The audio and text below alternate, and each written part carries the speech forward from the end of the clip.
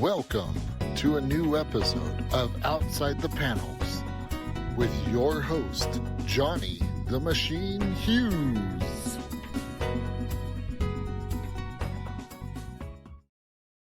Welcome everyone to another episode of Outside the Panels. I'm your host, Johnny the Machine Hughes, and as that very popular Kickstarter still aren't sending me any cheddar cheese for all the great Kickstarter programs I'm talking about, time to go another way.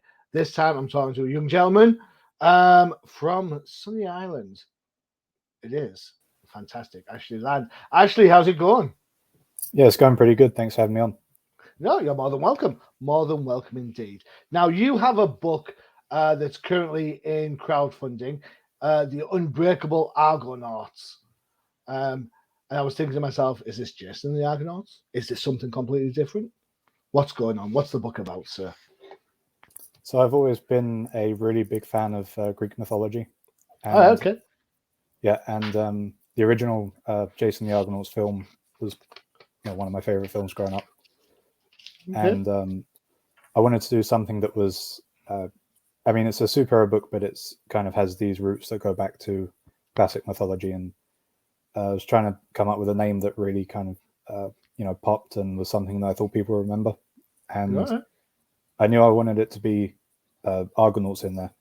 And worked through a few different names and got happy with the Unbreakable Argonauts. And as I say, there's going to be links back to classic mythology, but it's a kind of golden age set, pulpy superhero comic.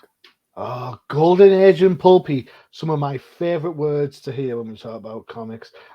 It's interesting because when I looked at the cover of the book, which is our current backdrop, I got a bit of a Justice Society type of vibe. Is that a fair assessment to make? Yeah, it took me a while to get into the Justice Society because if you subscribe to current comics, it's usually not in print. You have to kind of wait until they're in a cameo spot or something gets reprinted. Yeah, and it's one of those things that kind of keeps getting recommended to you. Go check out Jeff Johns' JSA, and then eventually got onto it and realized I really like comics that are kind of throwbacks to the Golden Age. And I like other comics like Justice League and all that kind of stuff, but realized that this was really what I enjoyed the most. And from there I kind of went into things like Phantom, Doc Savage, lovely. All that, and just realized this is what I really like. And there's superhero elements in there, but it's really kind of a pulp first kind of comic. Cool. What about the Shadow? Yeah, are we Shadow fans? Yeah, I hope so. I hope so. I love the Shadow. Yeah. Okay, so on your page you have a video. So what we'll do, we'll have a look at that video. If you give me 2 seconds just to get it all primed up and ready to go for you. 2 seconds. Where is it? Share screen. There it is. Boom.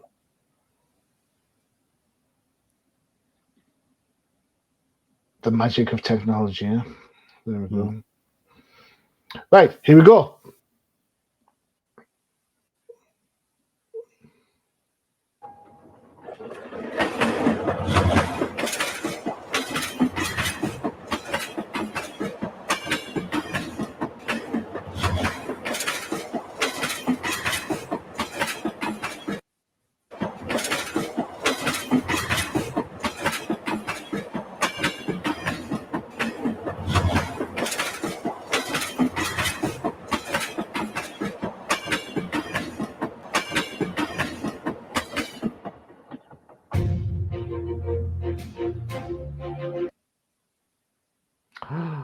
Oh no.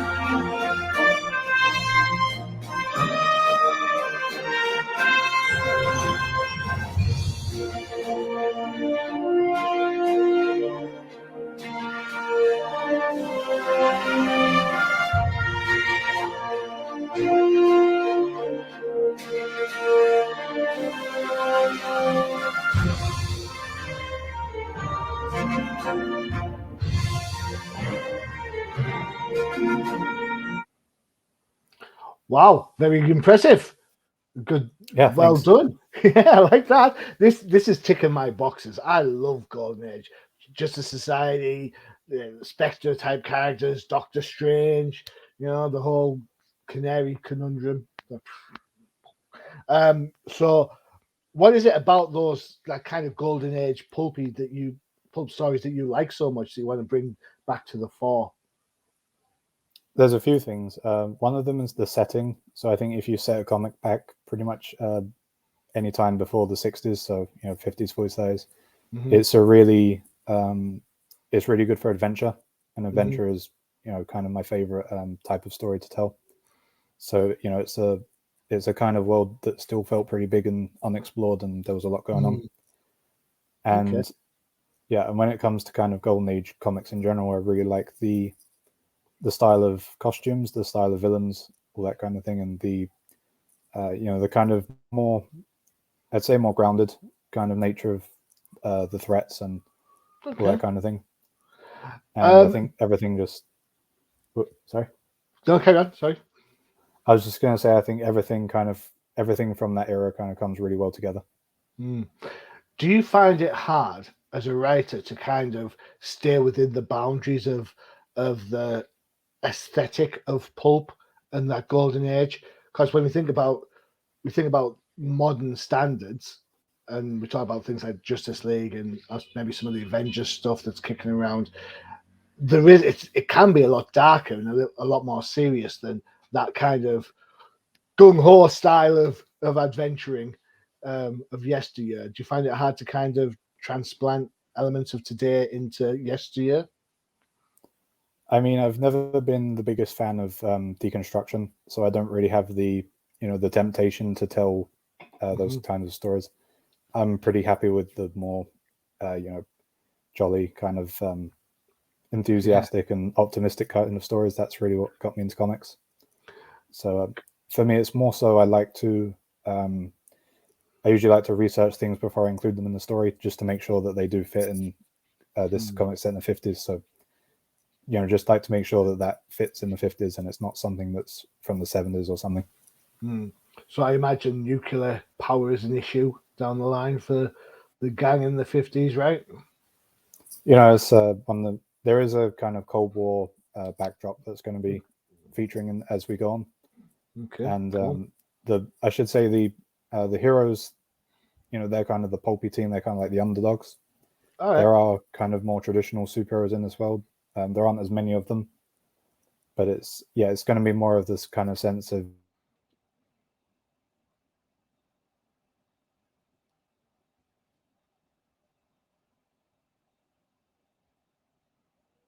you've got these superheroes and you've got these guys who are real kind of, sorry, my signal just dropped out. Yeah. But yeah, these guys are more kind of classic vigilante type, JSA, secret society of heroes, that kind of thing. All right. Okay. Cool. Let's have a roll of the cast then. Let's see. So we have, who is this rather fetching young lady? That's Dynamo. She's a speedster, but kind of in the Golden Age sense of the word, like a little bit slower than Jay Garrick, that kind of thing. All right. Okay. Cool. Excellent. Who's this guy at the back with the kind of ghost-like? That's he's one of the. So in one of the ideas that I have for the story is I want it to be a kind of ongoing legacy. So before these guys, there was a Victorian team of superheroes. Phantasma was on the team. He was murdered, and his spirit's basically trapped until he can figure out who murdered him. Oh, all right. Okay. Cool. Yeah. Who's that behind him then? That is Thunderman. He's he's a his kind of alter ego is he's an archaeologist, and he was working for the OSS in the Second World War. Okay. And he was on an expedition for these kind of occult adventures, and he found an amulet, took the amulet, and it gave him super strength and turned him into this hero.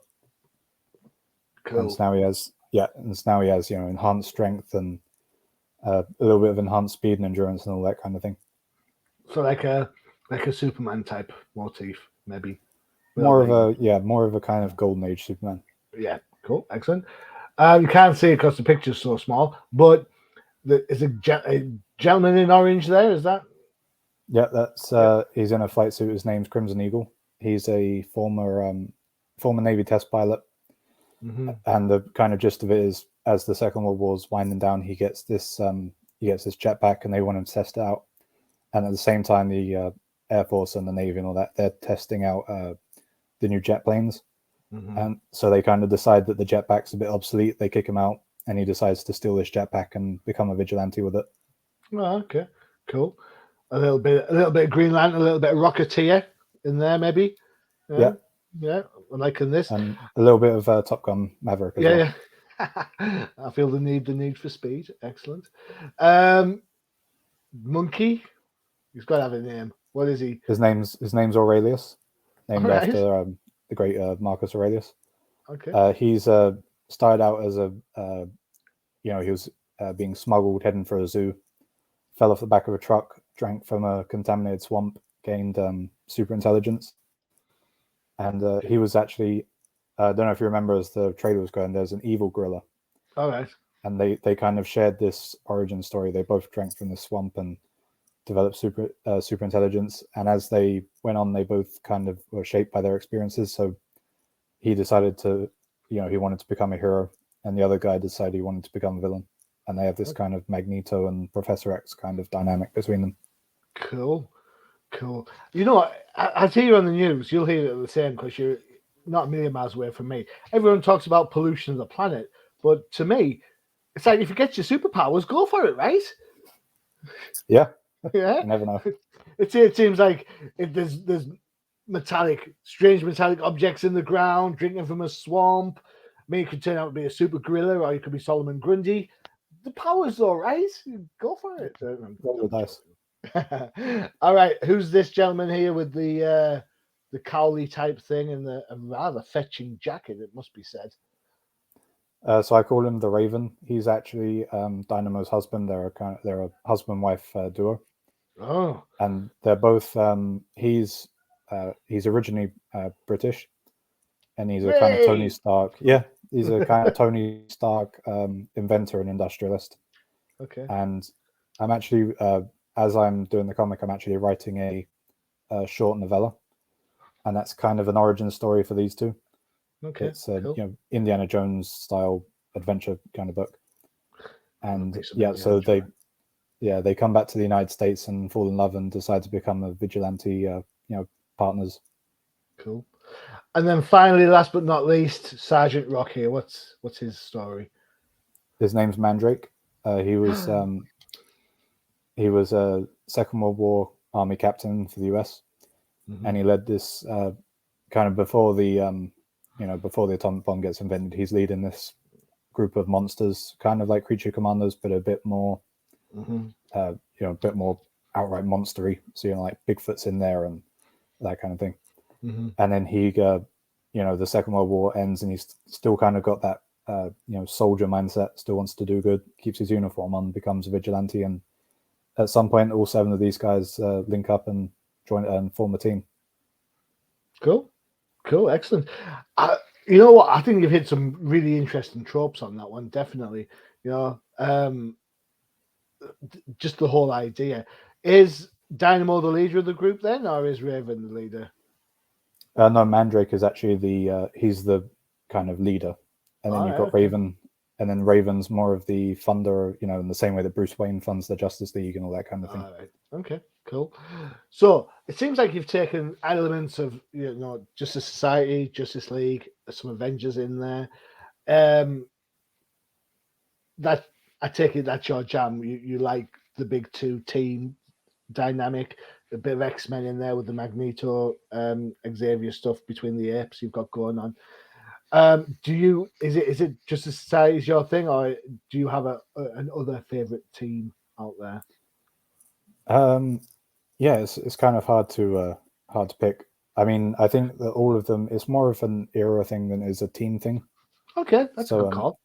Yeah, so obviously I like Golden Age comics, and it's picking up Marvel and DC. There's not a lot of Golden Age comics at the moment. I mean, even the ones that are Golden Age comics really aren't. They're more of they're very modern stories, and they won't really they won't kind of go back to the old setting, and so this is really, I mean, like a lot of comic book writers do. It's really the kind of story that I'd like to read, the kind of story that I wish was out on the market.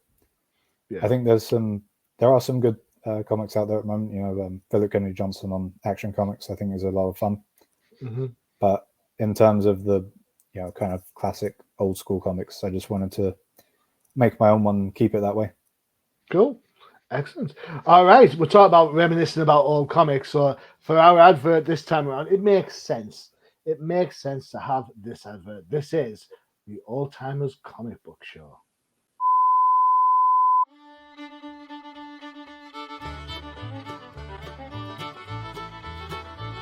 Do you want to find out what makes the professor do his happy dance? Check out the Old Timers Comic Book Show, only on the UCPN. That's right, it's the Old Timers Comic Book Show where the hosts aren't old, but the comics most certainly are. Maybe not as old as Golden Age this time around, but look out for a new episode which features the year of 1989. We all know what happened in 1989, don't we? Well, if you like the Flash movie coming out shortly, you'll know what's going on in that idea for sure. All right. I'm not saying that he's going to be in it. You never know. Might look at something else. The world doesn't revolve around Batman, does it? All right. Okay. Back to the Unbreakable Argonauts. Who's your artist for this book? Because I've got to say, from the stuff that I've seen, the art I think fits the motif that you're looking for very well. Yeah, I mean the art and the colors. So my creative team is Daniel Max is on the interior art. He's a published artist from Brazil. Cool. He's I mean he's definitely. I worked through. I think I got about 20 people, and I had to, kind of go through the experience of rejecting 19 people. And Daniel was actually. I saw his portfolio, and when you look at something, you're like, "There's no way I can afford to work with this guy." Yeah. But then I put out the ad, saying I was seeking someone to work with, and Daniel came through and very reasonable page rates. And then I'm working with Russell Vincent Yu on the colors. And yeah, I mean, same as the art. It just really does fits the setting and it fits the tone. So I mean, even as far as the panel design, the page design, it's not too crowded. It is quite organized from that point of view. I mean, that is just a society shot, that, isn't it? All you need is like a badge on the table and you're there. I got to come up with a logo for the team at some point. Yeah. What sort of writer are you? Do you write full scripts, or do you use the Marvel method that has been touted previously? So the way I've been doing it at the moment is the comic itself is broken down into 2 chapters. So it's 32 pages a chapter. It'll all be published as one graphic novel. But I'm very happy with the first chapter, and if I see something and I think, because I leave it down to Daniel to kind of interpret the panels. And so if I see something and I think maybe it'd be better if so-and-so said this instead of this, I'm very happy to change it to kind of bring out a better flow. And then having working in the 2 chapters gives me a lot of flexibility, because if I want to change something about chapter 2, it's obviously it's a lot easier. It's is this your first book? It is, yeah. Yeah. So how does it feel, kind of putting yourself out there to try and get that book out there. I mean, this is part of the things that you love the most about comic books. You're putting it out there, and fair enough. I love comics as much as the next guy. I absolutely love Mhm. Golden. But to be fair, I don't think there's that many of us around. Actually, what are we going to do? So we need to. You're putting yourself out there. How's that feel? Yeah, well, I mean, you say that. I mean, it's more the kind of the expectations of like, oh man, what am I going to do if it doesn't reach its funding goal? But yeah, I mean, it's putting yourself out there. It's a little bit nerve-wracking. Yeah, for sure. Oh well, I'm glad I could help from that point of view. Let's have a quick look at the actual funding element that we talked about. We'll get this popped on there for you so we can all have a look. Right. So I'm not used to this funding platform. Why did you go with this one as opposed to the more traditional Kickstarter? I actually did go live on Kickstarter yesterday. Oh. So we're up on there. We did a round of funding on Indiegogo. Then I went on to fund my comic because I'd only just heard about it a couple of weeks before we went live on it. Right. Okay. Almost missed it. It has the fund of my comic actually has an advantage over the other two, which is that you actually receive the funding in real time. Okay. So you can, you get enough to make a page. You can make a page and so on and so forth. Okay. Yeah. So you know what, you're gonna help me out with this then, all right? This is a great opportunity because the amount of times I've put a Kickstarter on here and the link is so huge that people don't understand what we're doing. So here, this is what we do. For those that don't know how to find a panel, first of all, you go to Kickstarter. Not hard to do. Pick on Kickstarter. Woo. Everyone there? Simple as. Once you're at Kickstarter, I don't want to back that one. You go to the search bar and then you type in what you're looking for. The Unbreakable Argonauts. I probably spelled that wrong. There it is. Booyah. All right. So you then click on that and it takes you to the page. It's not hard to do. You know what I'm saying? Not hard to do at all. All right, so let's have a quick look on Indie. What's this one? On Fund My Comic, you are currently finished over on Indiegogo. Oh, Indiegogo's finished, but Fund My Comic still going, right? Yeah, the other two are still live. Yeah. So, in total, are you looking for? Let's see, what is it? $2,500, or is that your total across both platforms, or is it each platform? I've spread it out over the platforms, so it's easier to meet the goal. And okay. I mean, yeah, and I don't mind putting a little bit of my own money into it just to make sure that it gets over the finish line. Okay, cool, excellent. So as you say, your Kickstarter's just started, so there's still a little bit of work to do on that one. However, your Fund My Comic is currently sitting at 69%. 86 days left to go, so you've got plenty of time on that. You've raised $1,729.81 up to point, so that's really good. Which of the rewards are your favorite? Because obviously when you're talking about Fund My Comic or Kickstarters, you do get the requisite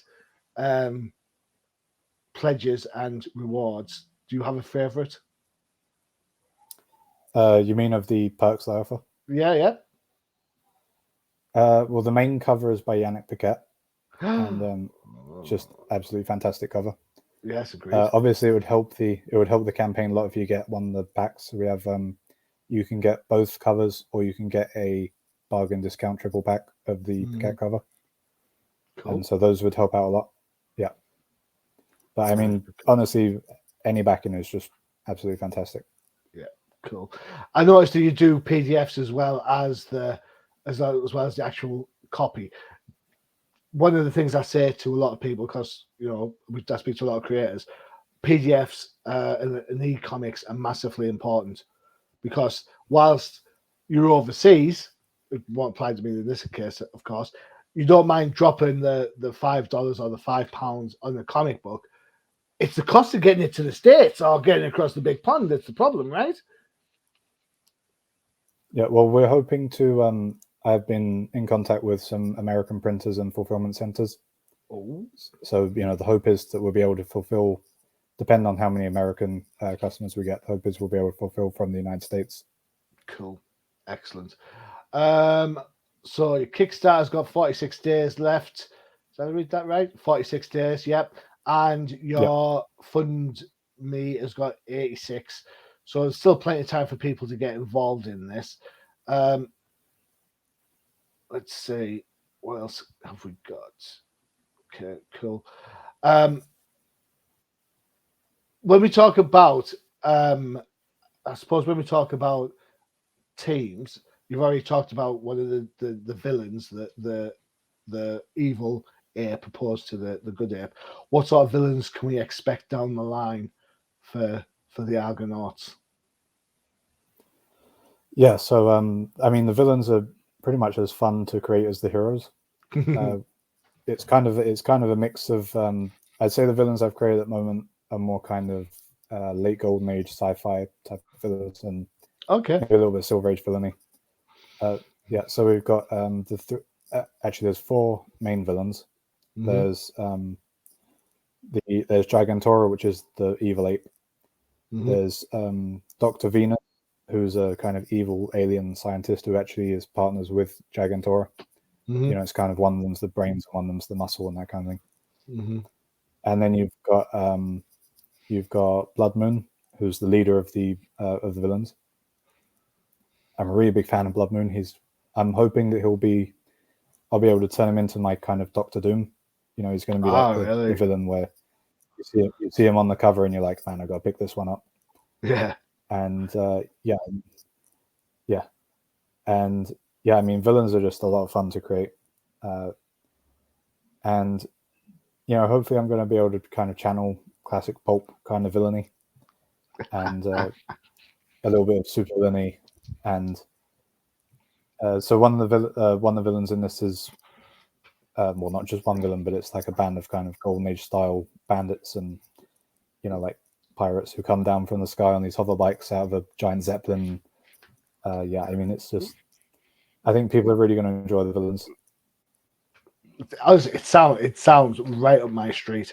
It does sound perfect. I love the idea of a more innocent time, a kind of, bad guys are doing bad things and good guys are trying to stop them. There's something a little bit, I don't know, cathartic about it all, as opposed to, nebulous heroes doing nebulous things for nebulous reasons. Could be good, could be bad, who knows, right? And I think that, to an extent, that's part of the charm for characters like Captain America to me. Cap is the quintessential man out of time, doing what was right back in the 30s, and kind of just leaving it at that. So I think if you can tap that kind of, I suppose, sentimentality, I think you'll be absolutely fantastic with this book. You'll do really, really well. Yeah, I definitely hope so. It's kind of a divisive thing in comics if you just say, I really want an upbeat, well-to-do hero. There's a lot of people who kind of think that's that's going to be like a dumbed down comic, which I completely disagree with. Agreed. Yeah, they're more in the, I think there's definitely a kind of snobbery in comics. People are like, well, if the hero's too, I want my heroes flawed and dark and, like they could snap at any time. And that's just not really my type of thing.